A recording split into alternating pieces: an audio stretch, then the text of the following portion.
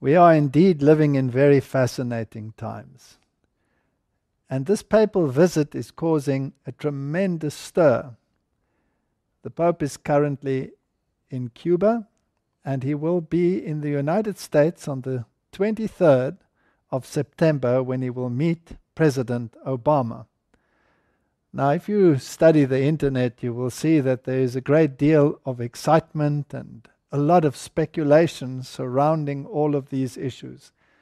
And conspiracy theories are frequently cited, and the occult world is astir. There seems to be a confluence of many, many issues surrounding this papal visit. Now, as a people, we are concerned with prophecy, and not with all of these events, whether they be Kabbalistic or otherwise. Prophecy is which guides our feet.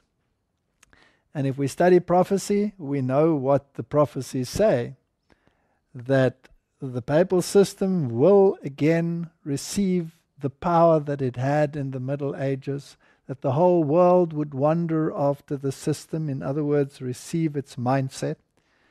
And if we hear the voices that are speaking currently, then this becomes very, very apparent.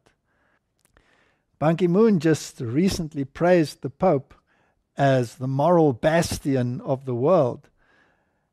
And it is interesting that the Pope will be speaking at the United Nations on the 25th of September. And let's have a look at what the outside world is saying. What are the theories that are abounding? There's, of course, much ado about the 22nd and the 23rd being Yom Kippur, depending on which time zone you are in this world. And, of course, this is the beginning of this Jewish calendar, the month of Tishri, the 10th day.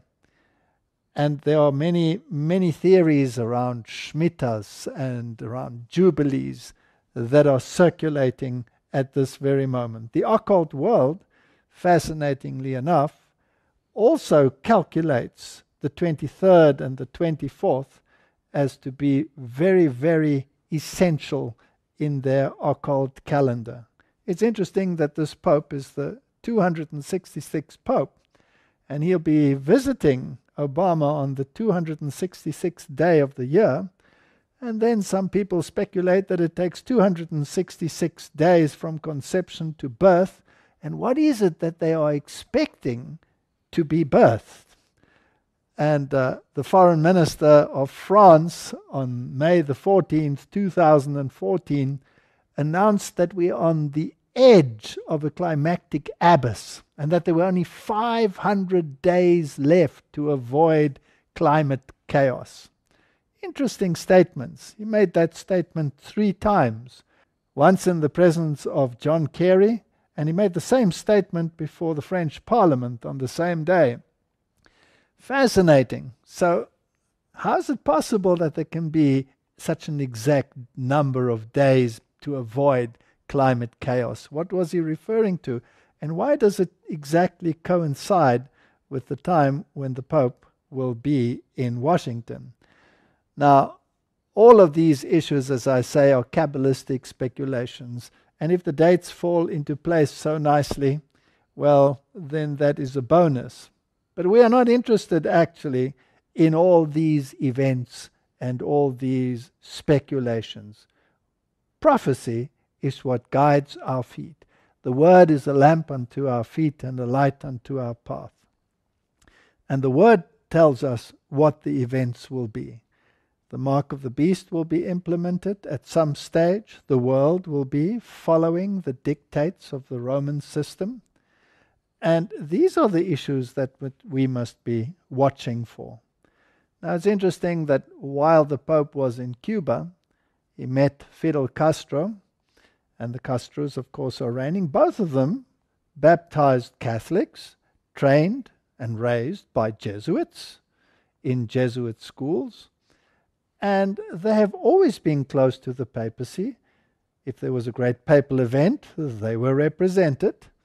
So this game about being anti-Catholic or being against Catholicism and religion, was never reflected in the past owing to their papal visits. The message that Pope Francis had for Cuba was one of reconciliation, bringing ideologies together, having created the gateway for peace between Cuba and the United States. This was a time to celebrate the unity, the confluence of the Hegelian dialectic, the fusion of minds. Now, it's also interesting that in the occult world, September the 23rd, September the 24th is considered the time when Osiris will be manifested. And if we look at those issues, we can come to some interesting conclusions. He will be meeting Obama in the White House on the 23rd of September. And as we have studied, the White House gets its name from Andrew White, the Jesuit who dedicated Maryland to the Immaculate Conception. And that is why the Immaculate Conception is on the agenda of the papal visit.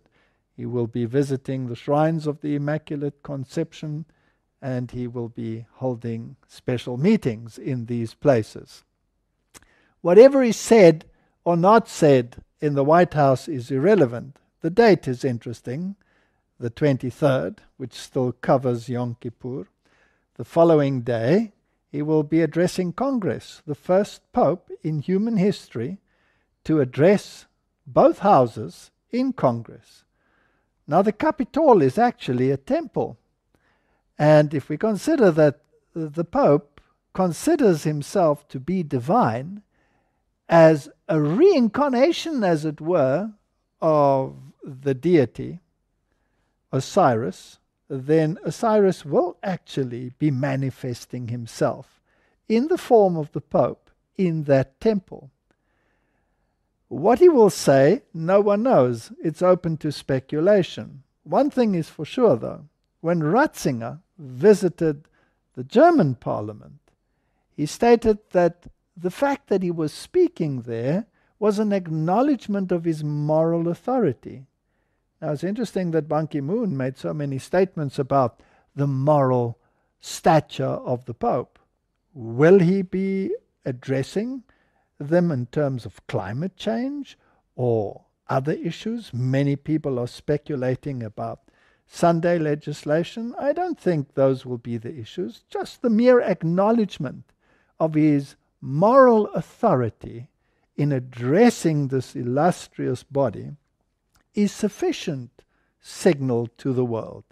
The world will take note. Obama has already opined that the encyclical that the Pope had released on climate change was to be a guideline for future action.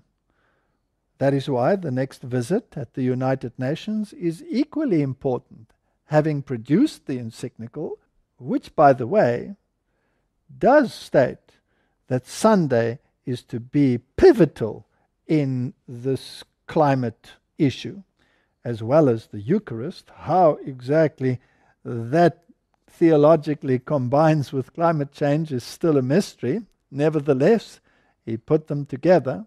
He probably will be addressing climate change at the United Nations, but climate change is just a means of creating something greater, a new world order where all people come together with one mindset.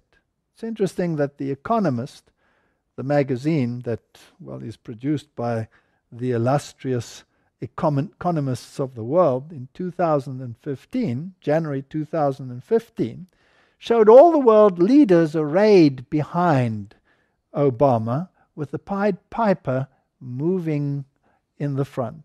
And that, of course, is the way in which people are led in a particular direction. Is that what the French minister alluded to? This great visit of the Pope? Why 500 days? Because they absolutely end on the 24th when he speaks to Congress. Announced 500 days in advance to avoid chaos, climactic chaos. Will Sunday be an issue? Well, yes, because he addresses the World Meeting of Families thereafter, and he has already claimed before, that Sunday is the very basis and heart of the family because it is the only day in which the whole family can come together. So yes, all of these issues are on the table. We are going to speak about a new order in the world, even if it is brought about by climate legislation. We are going to speak on this tour about Sunday because he has already stated that Sunday is the heart of the family, and he's addressing this illustrious meeting in Philadelphia, which of course means brotherly love. And then he will be attending various Marian shrines.